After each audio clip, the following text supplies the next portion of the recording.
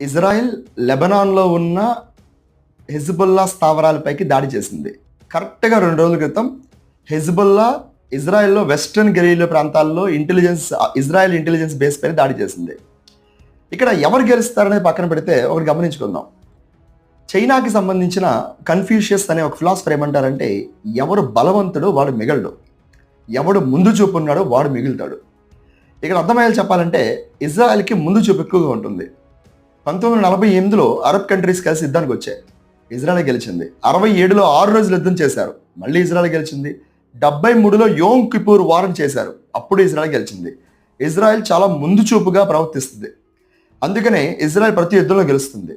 కేవలం ఇరాన్ యొక్క బలాన్ని చూసుకుని లెబనాన్లో ఉన్న షియా ముస్లిమ్స్ హెజ్బుల్లా అనే ఒక గ్రూప్ స్టార్ట్ చేసి ముందుకెళ్తున్నారు. కానీ ఇజ్రాయెల్ మాత్రం దానికి తగ్గట్టుగా అటు డిఫెన్స్ని మిలిటరీని ప్రిపేర్